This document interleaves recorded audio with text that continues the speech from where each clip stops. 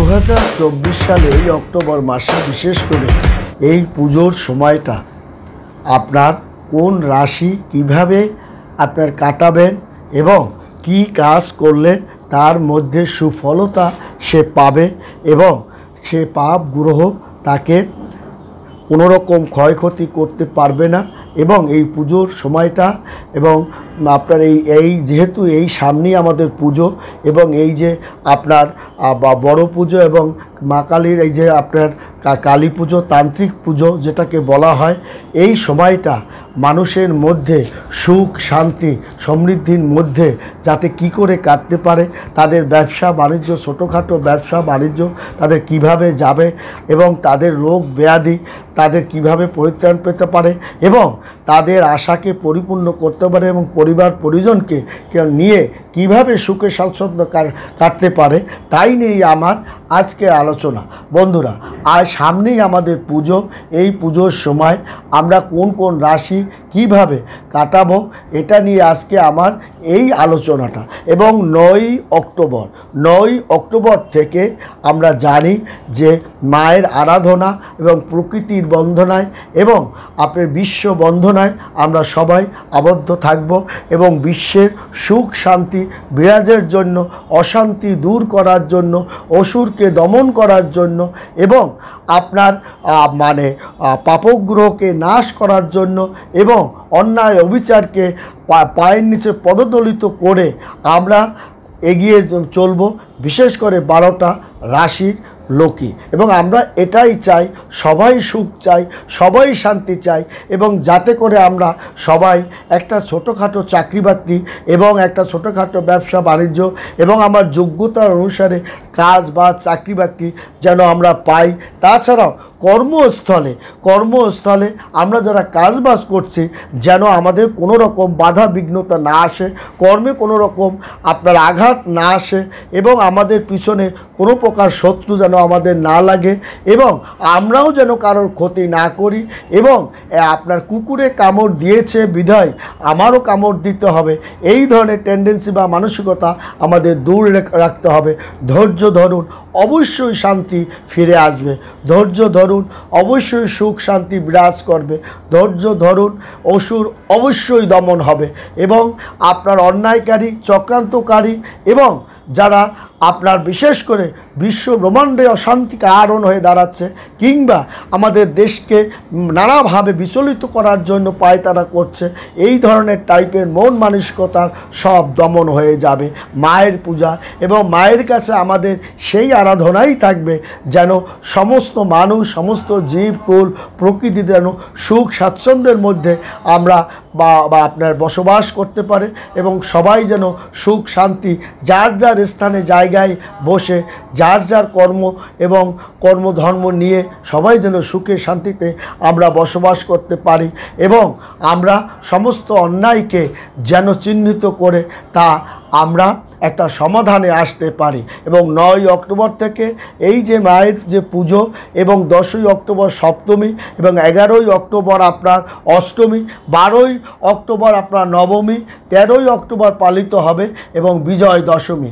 এই যে আপনাদের মর্ত লোক ছেড়ে পুত্র কন্যা সহ কৈলাসে আবার ফিরে যাবেন মা, তাকে আমরা সাদরে যেমন আমন্ত্রণ করে নিয়ে আসছি, আবার সাদরে আমরা মাকে তার বাড়িতে ফিরিয়ে দেব এবং আমাদের এইটাই হোক আমাদের মনের বাসনা কামনা এবং আমরা পাড়ায় পাড়ায় আমাদের যুবক আমাদের বন্ধু বান্ধব এবং বৃদ্ধ ইয়ং যুবক সবাই শিশু সবাই মিলে আমরা সেই কামনাই করব, সুখের কামনা করব, শান্তির কামনা করব এবং এই 12টা রাশি সেই কামনাই করবে। এবং মেষ রাশির জাতক সক্রিয়ভাবে যুক্ত থাকবে, সমস্ত তার মন বাসনা দিয়ে মায়ের কাছে তার মন কোমলচিত্তভাবেই সে পূজা পার্বণ করবে এবং তার সুখ স্বাচ্ছন্দ্যে আনন্দে পূজাটা কাটবে। বৃষ রাশি তার বন্ধুদের সঙ্গে ভালোভাবে সময় কাটাতে পারবে, পুজোর কদিন তারা ঘোরাফেরা করতে পারবে, নতুন জামা কাপড় ক্রয় করতে পারবে এবং তারা বন্ধুবান্ধব নিয়ে আনন্দ ফুর্তির মধ্যে বৃষ রাশির লোক আপনার তারা কাটাতে পারবে। তেমনি পারবে আপনার বিশেষ করে মিথুন রাশির জাতক ও জাতিকাগণ তাদের এই আপনার তারা পুরানো কোনো জিনিসপত্র বেশি ঘাটাঘাটি করতে পারে, কিংবা তারা টিভি বা ল্যাপটপে একটু পূজা পার্বণটা দেখতে তারা বেশি স্বাচ্ছন্দ্য বোধ করবে এবং তারা তার সঙ্গে পাড়ায় আপনার মানে ঘুরে ঘুরেও তারা দেখতে পছন্দ করবে। এবং তবে মিথুন রাশির লোক একটু ফ্যাশন, নতুন জামা কাপড়, তাদের মধ্যে আধুনিক ছোঁয়াটা একটু বেশি খুঁজে বেড়াবে মিথুন রাশি। তেমনি কর্কট রাশির লোক এবং বিশেষ করে পূজার কয়দিন তারা কিন্তু একটু গ্রামের মধ্যে গিয়ে কাটাতে চেষ্টা করবে বা কাটাতে সারা স্বাচ্ছন্দ্য বোধ করবে এবং পুরনো লোকের সঙ্গে তারা আনন্দ ফুর্তির মধ্যে কাটাতে স্বাচ্ছন্দ্য বোধ করবে এবং তারা পিতামাতার সঙ্গে পুজো পার্বণ এবং এই আনন্দটা উপভোগ করতে তারা স্বাচ্ছন্দ্য বোধ করবে। তেমনি কিন্তু আপনার সিংহ রাশির লোকও তারা ফ্যাশনের মধ্যে একটু থাকতে ভালোবাসবে এবং তারা তাদের ব্যবসা বাণিজ্য সুন্দর রমরমার মধ্যে আধুনিক ছোঁয়া তারা কিন্তু তাদের ব্যবসা বাণিজ্যে রাখবে। তেমনি তাদের মানে পরিবার নিয়ে ঘুরতে যাওয়ার তারা যাবে। তাছাড়াও কন্যা রাশি তারা একটু খাওয়া দাওয়ার প্রতি আসক্ত হয়ে পড়বে, বন্ধুবান্ধব নিয়ে ঘুরতে একটু পছন্দ করবে, বিভিন্ন রেস্টুরেন্টে তারা খেতে দেখতে পছন্দ করবে এবং আপনার অহেতুক খাবারটা খাবেন না এবং আপনার এমনিতে একটু পেটের প্রবলেম আছে এবং শরীরে একটু সমস্যা আছে, এখান থেকে অহেতুক কোনো খাবার দাবার না খেয়ে যতটা পারেন আপনার শরীরপাতির দিকে একটু লক্ষ্য রাখুন এবং অতিরিক্ত রিস্কজনিত আপনার বাজি বা এ থেকে আপনার একটু দূরত্ব বজায় রাখুন এবং শিশুরা আপনার একটু দূরত্ব বজায় রেখে আনন্দ ফুর্তিটা করবেন এবং আপনারা যারা পরিবার পরিজন নিয়ে ঘোরাফেরা করবেন, বিশেষ করে তুলা রাশি হাত ধরে আপনারা ঘোরাফেরা করবেন, কারণ আপনার বাচ্চা কাচ্চা একটু হারিয়ে যাওয়ার একটা ভয় আছে, সেদিকে লক্ষ্য রাখবেন। বৃশ্চিক রাশিরও পূজার ক্ষেত্রে তাদের বাচ্চা কাচ্চার দিকে সতর্ক থাকবেন এবং তারা পূজা কাটা এবং তাদের বয়স্ক লোকদের নিয়ে তারা চেষ্টা করবে তাদের একটু আনন্দ ফুর্তি করা এবং ভাগ বাটোয়া করে চলা। তেমনি কিন্তু ধনুরাশির জাতক ও জাতিকাগণ এই পূজার সময় তারা কিন্তু আপনার পূজার সময় তারা আনন্দ ফুর্তি করে বেড়াতে যাওয়া, দূরে ঘুরতে যাওয়া এবং আপনার একটা সম্পত্তি ক্রয়, সেটা পুজোর পরে না আপনি বানা করবেন। এই পুজোর সময়টা আপনি আনন্দ ফুর্তি এবং রিল্যাক্সে পরিবার পরিজন নিয়ে একটু সময় কাটাবার চেষ্টা করুন এবং সময় দিন। তেমনি মকর রাশির জাতক ও জাতিকাগণ আপনার কিন্তু কোনো দামি জিনিস হারিয়ে যেতে পারে, সেদিকে একটু লক্ষ্য রাখবেন। তবে অশান্তি গৃহে না করাটাই ভালো এবং আপনার আয়রন করা বা আপনার আগুনের কোনো কাজ একটু সাবধানে করবেন মকর রাশির জাতক ও জাতিকাগণ। কুম্ভ রাশির জাতক ও জাতিকাগণ তাদের কিন্তু বেশিরভাগ বন্ধু বান্ধব বা তাদের গার্লফ্রেন্ড নিয়ে একটু সময়টা কাটাতে চেষ্টা করবে এবং একটু আড্ডাটা বেশি হয়ে যাবে। খাওয়া দাওয়ার মানে শরীরে একটু ভার হয়ে যেতে পারে, যা শরীরের মানে ক্ষতির কারণ হতে পারে, সেদিকেও একটু সাবধান থাকবেন। তেমনি থাকবেন মীন রাশির জাতক ও জাতিকাগণ তাদের বন্ধু বান্ধবীদের নিয়ে তারা একটু ঘুরতে পছন্দ করবেন এবং বিভিন্ন আড্ডায় মধ্য দিয়ে তারা সময় কাটাবে এবং তারা কিন্তু হঠাৎ একটু মানে অঙ্গে আঘাত পেতে পারে, সেদিকে সাবধান থাকে এবং বন্ধুবান্ধবের মধ্যে একটু মতপার্থক্য বা ঝগড়ার মতো হতে পারে, সেখান থেকেও সাবধান থাকবে।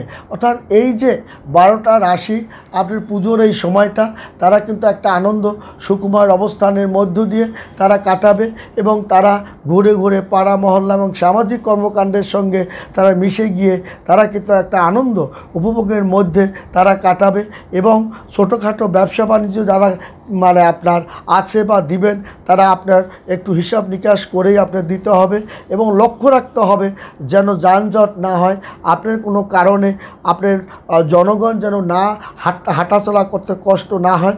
শিশুদের জন্য সেই আলাদা ব্যবস্থা রাখতে হবে, বৃদ্ধদের জন্য আলাদা ব্যবস্থা রেখে আপনাদের কাজকর্মগুলো করতে হবে এবং আপনার বিশেষ করে আপনার চিকিৎসার সব প্রাথমিক চিকিৎসার যে সরঞ্জাম এগুলো প্রতিটি মণ্ডপে রাখার চেষ্টা করবেন।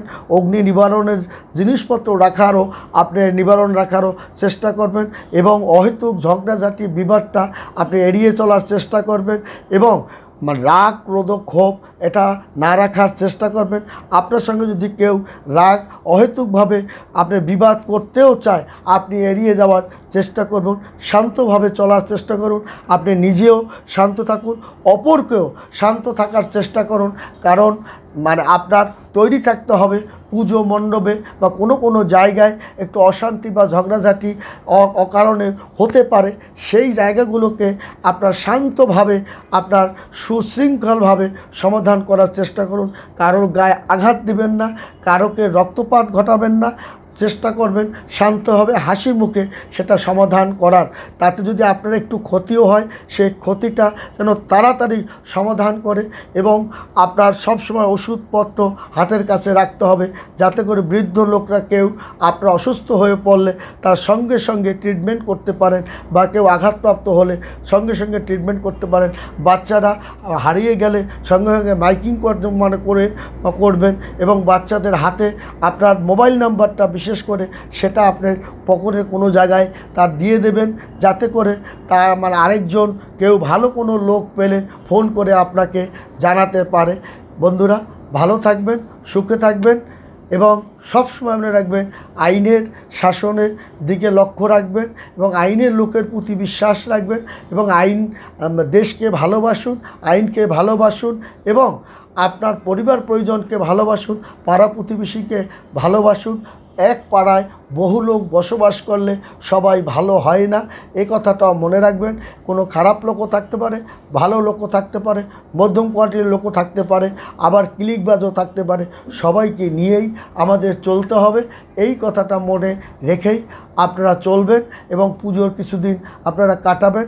ভালো থাকবেন, সুখে থাকবেন। ধন্যবাদ।